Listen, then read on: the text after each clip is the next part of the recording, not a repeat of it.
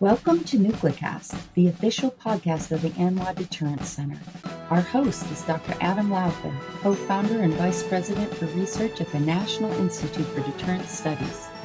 The ANWA Deterrence Center is a 501c3 organization ensuring a broader understanding of the nation's strategic nuclear deterrent and its ongoing modernization. Thank you for listening and welcome to the show. The views of the host and the guests are their own.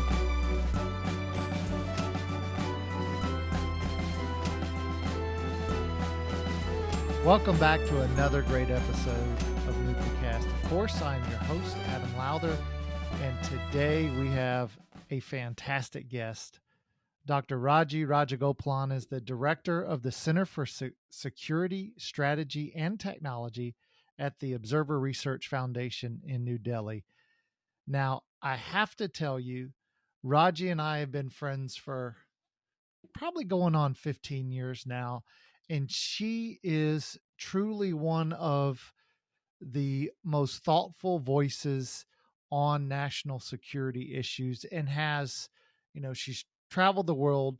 She has, global reach. And, she's truly one of the bright minds out there that thinks very, very thoughtfully about not only India, her native country, but the United States and the other nations that are in this, if you want to call it tripolar competition, and then sort of India's unique role in it. So with that, Raji, thanks for coming on Nuclecast. Thank you so much, Adam. Thank you for your very kind introduction. So today we were going to talk about, we have yet, we've had 110 shows or so now, and we've never once really talked about India. And so I wanted to get your take on how India sees itself as a nuclear power and how India looks out at, China, Pakistan, the United States, and looks at the world, and how does it see sort of this tripolar period and these minor, these lesser nuclear powers, and just what does it see as the threats in the world and where India needs to act and how it should act? It's a pretty dynamic environment now. So what is Right. India's sort of take on it? First of all, it's a great sort of a discussion, and thank you so much for getting a conversation on India and its perspective out to the broader strategic community in the US and around the world. So, when you look at India, India has had a sort of an uneasy sort of a history with the nuclear non-proliferation order, the NPT, as well as the way things panned out even over the last few decades, in a sense. So when you look at it, I think India took very active part in framing the Nuclear Non-Proliferation Treaty, the NPT, which came about. But the manner in which it came out, India finally decided that it was not going to be part of it. So it starts with a sort of a very uneasy relationship from the early on in that sense. And of course, given the kind of security sort of environment that India is situated in, nobody can be sort of have envy of India's geography. We have both on the east and the west, we have adversaries who have been before they came about with nuclear weapons itself. There have been other kind of threats. India and Pakistan have had a number of wars, and India and China went into a nuclear sort of a border war in 1962. So things have not been pretty easy for India. But even then, India did not really want to go down the path of nuclear weapons, acquiring nuclear weapons. In 1964, when China conducted the first nuclear test, India looked out for nuclear security guarantees from other countries, including UK, US, and other countries, and the Soviet Union. But India did not get that. And even then, India did not want to go down the path of conducting nuclear tests and developing its own nuclear weapons program. But India did sort of demonstrate its technological capabilities through what it called the peaceful nuclear explosion in 1974. But even after that, India was not entirely clear that it wanted to go down that path, and therefore sort of had put a pause many a time. There were Sometimes some governments had sort of restarted the Indian nuclear weapons program, but again, it was halted several times. But finally in the 1980s, it was very, very clear that was assisting Pakistan very actively with its nuclear weapons program. And that's when India also decided to. But I think finally, what pushed India to do the 1998 nuclear test was the China-driven threats that was becoming much more which was becoming much more clear in a sense. In fact, the sale of short and medium range missiles from China to Pakistan, the M9, M11 missiles, became a big issue. And also the kind of nuclear assistance that China had provided to Pakistan became a big factor. But by 1998, China had become the much larger strategic driver for India as it looked at its nuclear weapon program. Even though earlier the Pakistan had some role as India thought about nuclear weapons program, but by late 1990s, it was China that was becoming much larger as a driver in terms of India's nuclear weapons program. And of course, there was a letter that was leaked out to one of the US media newspapers from Prime Minister Atal Bihari Vajpayee, which categorically talked about China as the driver for India's nuclear weapons program. But even since, I think we have not sort of gone into an extensive sort of an expansion of India's weapons, nuclear weapons, if the arsenal. So if you look at it even today, if you were to make a calculation, it's something like 4.5 to 5 nuclear weapons on an average we have grown. So that can't be called the sort of a massive expansion or significant expansion of any kinds. And India does not seem to be at this point of time alarmed about the kind of developments that Pakistan has undertaken. Pakistan has actually gone above India's nuclear sort of arsenal size, but that does not seem to have had any sort of effect. But I think the more pertinent issue is how China is undertaking sort of nuclear modernization, nuclear upgradation in recent times. In 2021, of course, the discovery of new missile silos. But the problem, at least in the open domain, there is no response. India is yet to come up with any response to China's nuclear advancement. So far, it has not officially responded in any fashion to the quantitative and qualitative changes in China's nuclear weapons capabilities or the possible changes that might happen with regard to China's nuclear doctrine. And I think that's going to be the crux of India's nuclear calculations. There are other worries. I can come back to it, but I think this, in a sense, is where India is at this point of time. China remains the critical threat, critical challenge when India looks at the Asian strategic scenario. So for many Americans, when we would talk about, for those of us that work nuclear issues, prior to the invasion of Ukraine, when we would talk about the most likely use of nuclear weapons, what is that scenario? A lot of times folks would say, well, the most likely use is probably a conflict between India and Pakistan. Now, we don't necessarily say that anymore, but for you, somebody sitting in New Delhi, do you think this view that there's this tension between India and Pakistan that could lead to nuclear use is that sort of an American misreading of the relationship between India and Pakistan? No, like you how should we understand that? Sure. No, like you said, I think this was the kind of position that we did see from the United States for a very long time. India-Pakistan conflict escalating to a nuclear crisis that was always seen as the most dangerous flashpoint. From 90s onwards, you have heard this in a sense, but increasingly you don't hear. But I think there are a couple of different reasons. Over the last close to 10 years, in a sense, there has been a change. And for instance, one of the big problems that India confronted was in terms of how do you respond to Pakistan that is dealing with, for instance, that is supporting terrorists across the line of actual control, line across the border. So cross-border terrorism, and what is India's response? what can India do in retaliation? And at any point of time over the last several years, several decades in a sense, Pakistan, ever since it has gone nuclear in 1998, it has any crisis, and Pakistani ministers would talk about the use of nuclear weapons as the first point in a sense, first response. Should India take a retaliatory measure to a terrorist attack? So there has always been the fear of escalation, and that had always deterred the Indian leadership from carrying out any sort of a retaliatory counter strike to any terrorist attack from across the border. That changed with with the Modi government in office. So since 2014 onwards, there has been a change in that. We have had a number of terrorist attacks even then, 2014, 2016, the Uri attack across the border, that was a major one. And India did carry out sort of a response strike, a counter strike against Pakistani terrorist outlets and so on and so forth. And that really, so even prior to that, India's engagement in terms of carrying out a counter strike, there was the Pakistani minister of, I think it was Minister of Defense, who talked about, oh, we are going to use nuclear weapons if India threatens Pakistan in any manner.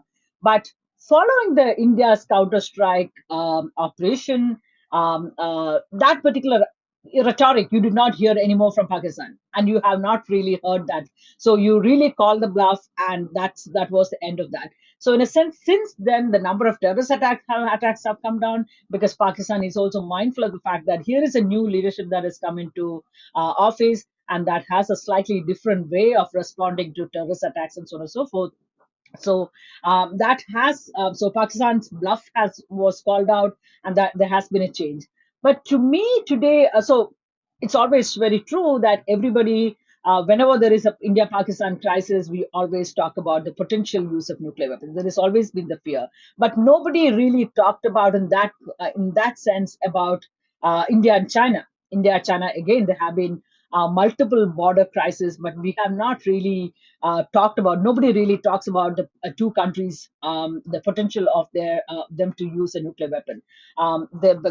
In both India and China are seen as much more responsible. They are responsible stakeholders, and the political leadership in both countries are mature enough to not loosely talk about nuclear weapons and so on and so forth. And I think India does believe that China will not again use nuclear weapons. China is expected to behave as a responsible stakeholder and not engage in even talk about tactical nuclear weapons or any other weapons and so on and so forth. So there is that stability by and large in the India-China context, which is missing in the India-Pakistan context. But I think things are changing even on the India-China front, though. I think one has to take note of that. The kind of predictability that existed on the India-China border front, that's beginning to kind of, in a sense, diminish. Over the last 3 years, both India and China are engaged in a military conflict. There is an active live conflict on the border since the Galwan conflict in 2020 summer. There have been, I think, 19 levels of military talks between the two countries.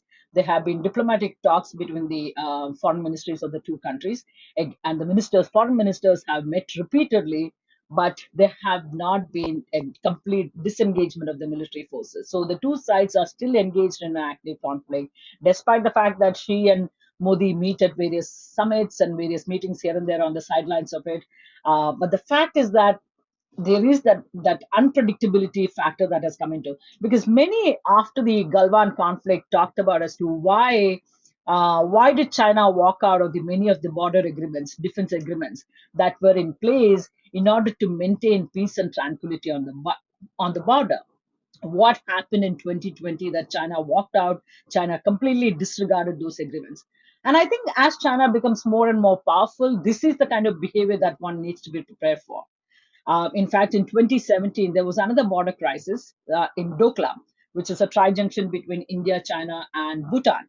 That conflict lasted for about 72 days. And I think that at that point of time, at least some of us wrote very clearly that this is the kind of China that one needs to be prepared to deal with. This is the kind of aggression. This is the kind of behavior that you're going to be confronted with from now onwards. This is not the first time. This is not the last time. This is the first time maybe, but certainly not going to be the last time that you're going to be confronted with this kind of a behavior, belligerent China. But many wanted to believe that that was more of an aberration, and that it was possibly a local commander who had done something, but not really part of a calculated strategy from China. But I think so. China has changed, and as China, like I said, as China becomes more militarily more powerful, with a lot of asymmetric capabilities, but are also strengthening its nuclear capabilities and so on and so forth. There are certain cohesive elements that come into China's strategy vis-a-vis India for sure. And I think India has to be mindful of that. India has to prepare for all kinds of strategies for a long time. So when Galwan happened, to give you just to give you an example, Indian military was always prepared for to prevent an all-out aggression, complete aggression across the board, a territorial violation, integrity, a violation of the territorial integrity of India. But India was not necessarily prepared for a salami slicing tactics that China had been adopting in South China Sea, for instance. That's a change that we have been seeing in, for instance, in across the entire line of actual control, the border between India and China. So Indian military had to adapt and so on and so forth. So I'm not entirely sure that the Indian leadership is completely capturing the kind of changes that are happening with vis-a-vis the and with regard to China's military strategy, which involves even the nuclear aspects. And India needs to be prepared for all any and all eventualities in a sense.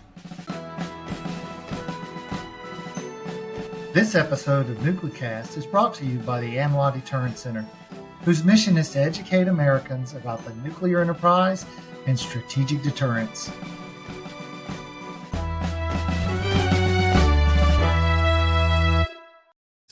Let me ask you, so here in the U.S., we have, I don't know if you've ever seen this, but there's a map, and it's a map of China, but it's a map that has, Manchuria to the east, East Turkestan, Tibet, the southern regions, the southwestern regions that China has absorbed since 1949. And it essentially shows a Han China that has been expansionist, over the last 70 years. Do Indians see China as an expansionist, a geographically expansionist country, as sort of we do? Because the Americans think a lot about Taiwan, and is that something that you guys are thinking about and you worry about? And do you wonder, will it cause escalation? And then how do you see how you might control that escalation?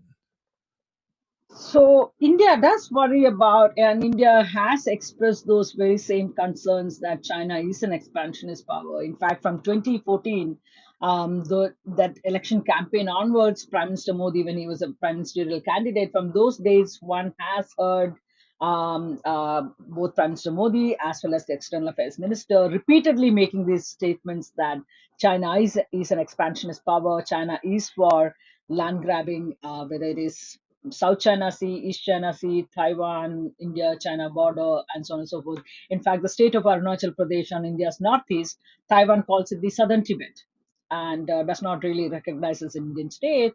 It's another matter that we have a regular election in that particular state. It's completely integrated as an Indian state. But the fact is that China is an expansion state, and as China becomes more and more powerful, especially in economic and more military terms, they are going to be. And China is also an insecure power increasingly, and I think that insecurity drives a lot of the aggression that we are seeing in recent years, in a sense. Because even in 2020, the Galwan, when it happened, there were a lot of questions as to why China is doing what it was doing, because it was already sort of engaged in a confrontation with all of the South China Sea countries. Even in the middle of the pandemic, China was engaged in maritime transgressions into Indonesia's exclusive economic zone, Malaysia, Vietnam, Philippines, of course, Taiwan repeatedly, and of course, India as well, and of course, in the East China Sea. So, why was China making an enemy out of everybody and creating sort of that hostile sort of an environment surrounding them? It was not very clear, but I think some of the issues, some of the Chinese writings that I've seen and I've heard about, is that they are insecure. If insecurity is going to drive China to do what it is doing, being becoming more aggressive, then there is very little than anybody can, to sort of pacify China. But China's territorial grab and territorial expansionist policies are very, very clear. And but if what India is trying to do, I think that's something that I think it's still something in the works. India's military, for instance, has several deficiencies. Even when it comes to India's nuclear weapons capabilities, India's nuclear weapons arsenal is fairly small. We haven't really grown very much, like I said in the beginning. But the areas that India needs to focus is on delivery systems. India's missiles are still short range missiles, medium range missiles, nowhere capable enough to reach, target all of China. India put in place something called the IGMDP, Integrated Guided Missile Development Program, in the mid 1980s. But 40 years later, India still does not have an ICBM. The longest range missile, land based missile that India talks about is a 5,000 kilometer, which is still not operational. So India has serious deficiency. Of course, when India looks at the sea-based capabilities, the SLBMs, submarine launched ballistic missiles, that's another story. The missile ranges are like even shorter. So in terms of what India needs to focus on and what India needs to focus vis-a-vis the China threat, I think still it's a still work in progress. India does not have adequate capabilities to respond to all of the various threats and challenges that comes from China, whether it is in terms of purely conventional capabilities or even in terms of strategic missiles. India's missiles are not long enough. Range-wise, we are far too short to target all of China. So that those are serious deficiencies. And of course, India's number of fighter squadron that we have, or in terms of India's submarine fleet, inventory, all of that is coming down.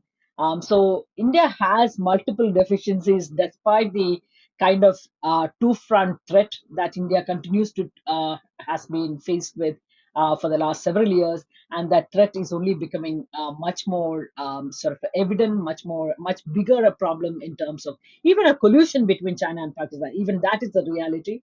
But Indian ability to deal with them, to address these threats, I think, given the kind of challenges, economic and developmental challenges, India has not been we are doing, but I think it is not nowhere near the capability mix that Indian military need in order to defend against China.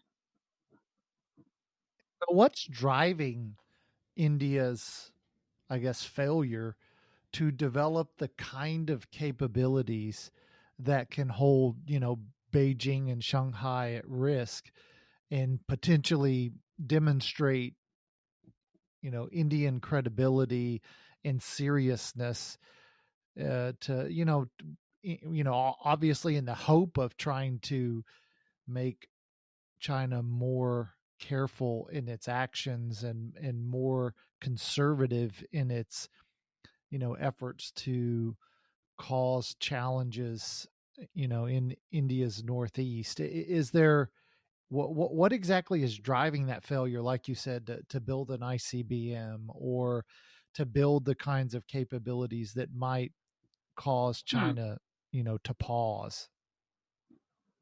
Yeah, there are multiple factors contributing to that, but one of I think, the fundamental factors that affects India's ability to engage or do all of that is needed for the military is fundamentally the size of the economy.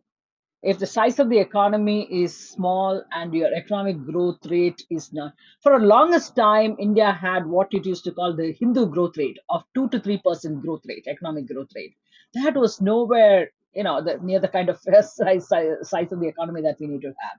From there, we went up to about a few years ago, maybe close to a decade ago, we went up to about 9%, 10% growth rate. But then that was just 1 or 2 years or 2 or 3 years. Unless India is able to sustain a high economic growth rate for a relatively long period of time, India is going to be continually faced with economic challenges. Unless your economy is significantly large, your ability to spend on military, or your ability to spend on your strategic capabilities, your ability to spend on the Sino-Indian border infrastructure, the strategic infrastructure that is required to get your troops to the border areas on a relatively equipped pace, all of that is going to be limited by your economic capacity. So economic capacity has been one of the critical factors that has really affected India's ability to kind of build up the its modern military in terms of its modern capabilities, modern infrastructure, border infrastructure, which is extremely critical in terms of the especially on the India Sino-Indian border. A second factor is, of course, India's continuing sort of a dependence on institutions like the Defense Research and Development Organization, DRDO. DRDO has been pumped in with a lot of money with very little accountability. So anytime that they are going to, and even when you look at the DRDO, one of the areas that they have done well actually is in terms of missiles. But even within the missile area, when you look at it, the longest range that we have produced is 5,000 kilometer, and which is still not operational. That really tells you the state of the affairs within the DRDO, and there has to be a serious accountability and questions raised when things are not delivered in a timely fashion and so on and so forth. And by and large, India has tried to rely on state-owned enterprises. Again, that has brought down the competencies, efficiency, to produce things on a sort of in a timely fashion and so on and so forth. So that's been another important factor as to why we have not really succeeded in the manner in which. And of course, our Indian defense budget continues to be still under 2%, and that's a serious lacunae if we have to be able to. And of the 2% of the GDP that you're talking about, much of the budget goes to pay and pensions and so on and so forth. So the amount of money that is available for capital expenditure is still minuscule amount. And of course, the much of the within the three services, when you look at it, much of the money goes to the army, least of the money goes to the navy. So in terms of our ability to develop these capabilities in a timely fashion, the amount of, and both, especially when it comes to the navy and of course even air force, the capability development takes a very long time. So unless you are able to make the right investment today, your ability to produce capabilities, because these are time consuming processes and so on and so forth, unless you put in the money today, you're not going to be able to develop those capabilities that are so badly required for the Air Force and the Navy. And so, given the budget constraints, India has not been able to produce the kind of capability mix that is required for the Indian military to deal with China problem. Now we're at that time in the show where I like to bring out Bob. I don't know if you've never met Bob, but he's my genie. And what I do is I bring out Bob, I rub my lamp, and Bob pops out. And then Bob gives all of my guests 3 wishes, but they have to be related to the conversation. So if you, Raji, have 3 wishes, what would those 3 wishes be? I think my first and foremost would be for India to have clarity in terms of its diplomatic partnerships, military alliances, military partnerships that we want to build, develop. Because I think one of my big problems when I look at the Indian foreign policy or strategic policy is that India puts its foot in multiple camps. And nobody is sure where India stands. India, one day it is talking to the Quad members, and it's great equations with the Quad countries. If you look at the foreign ministers of the Quad countries, the way they engage with each other, you can see from their body language, their chemistry, it's fantastic. They talk, their ability to joke with each other, all of that comfort level is so good, fantastic. But the very next day, India is talking to BRICS. The third day, India is seen to be talking to the RIC, the Russia, India, China Cooperation grouping, or otherwise the SCO, the Shanghai Cooperation Organization. So there are, India puts its foot in multiple camps. I'm entirely in agreement that there is a difference in the quality of engagement that India has with the Quad and those multilateral partnerships that have come about in the last few years, and there's a significant difference when you look at the India's engagement with the BRICS or the SEO and the RIC and so on and so forth. There's a qualitative difference. The kind of engagement, the strategic engagements that we have with the Quad and other multilaterals in the Indo-Pacific is far superior, far more advanced in terms of the kind of quality of engagements, quality of conversations that we have, the seriousness of the issues that we discuss. All of that is very different. But I think as much as it's confusing to the Indians, it's a much bigger confusion to an outsider as to how does India deal with this multiple powers in a sense. And I think that's part of my problem. I understand, but the fact is that I think we need to send very clear signals to our partners, to our friends around the world, because putting our foot in multiple camps means that when there is a crisis, you won't have anybody, and you are not a sort of a dependable partner to anybody else, and neither can they be a dependable partner to you. So I think that's part of my big problem, and I hope India does get that bit clarified sooner than later. Yeah. Okay, so that's wish number one. What's wish number two? Does better in terms of our military capabilities, because I think we need to get realistic about the China threat. We can't wish away. Wishing away or hoping, hope is not a policy. Hoping that China will never go to a war with India, which was the problem in the 1960s, late 1950s and early 60s, because Prime Minister Nehru was absolutely clear that China would never get into a war with India. But that was, that particular thing was completely shattered when the 1962 war happened and so on and so forth. So similarly, I don't want us to be under the impression that, India and China are great friends, great partners. Even after the Doklam crisis, for instance, the two prime ministers, the two leaders engaged in informal summits. One happened in China, a second informal summit happened in India. And a lot of the members of the strategic community, Indian strategic community, wrote about as to how there is a reset in the relationship, and India and China are back together and so on and so forth. And I was like, that's just not really true. We don't seem to be learning the right lessons from each of the crises that we have with China. So when, for instance, Doklam happened, I was like absolutely very clear that this is just the beginning of the kind of China that you have to be prepared to deal with.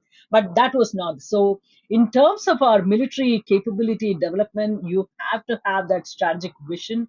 A few years ago, we did come out with, in fact, the late CDS, the Chief of Defense Staff, General Rawat, late Rawat, talked about us to characterize China as the number one national security threat. But that needs to be translated further into the kind of military capability development. That I am not entirely seeing it as of now. And I think that's my second wish, that we need to build up the military capability. Rhetoric is one thing, but we need to get things moving in terms of, and that requires capability development, but that also requires institutional changes, institutional cultural changes. Culture within an institution has to change if we have to be able to be agile and able to address things in a much more quick fashion. So that's my second. And then your third and final wish. Third and final wish. That's going to be a tough one.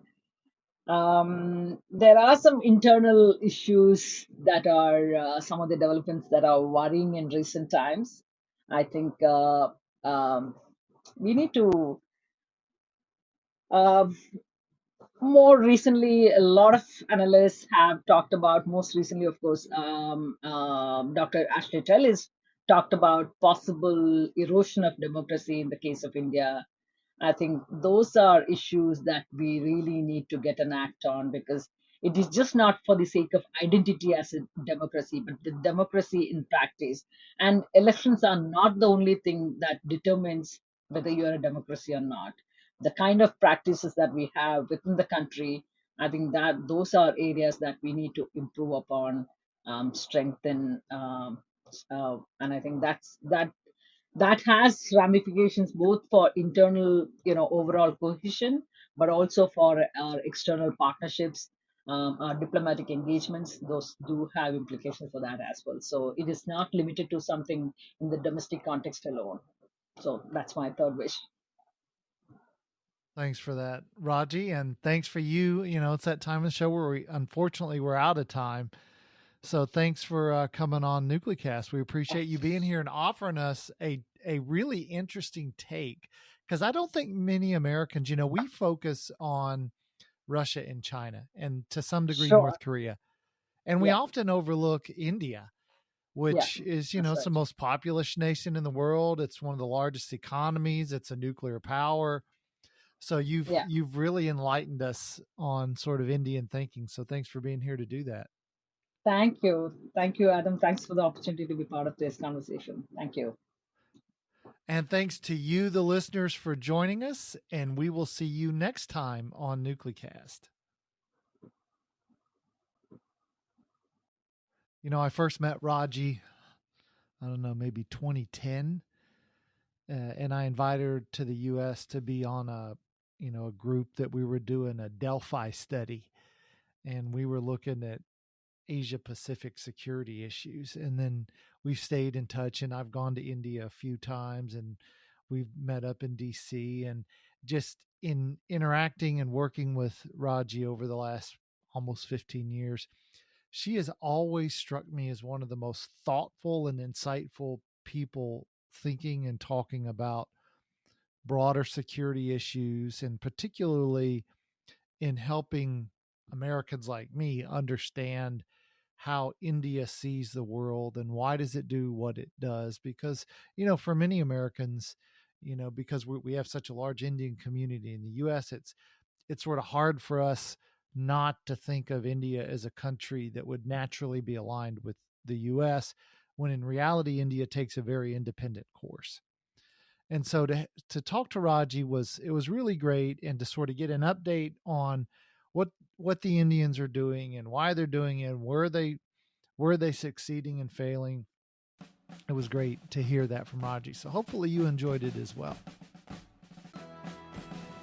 This has been a production of the ANWA Deterrence Center, a 501c3 that seeks to educate key decision makers, stakeholders, and the public to ensure a broader understanding of the nation's strategic nuclear deterrent. Our executive producer is Kimberly Charrington, and this episode has been engineered and mixed by David Crumple.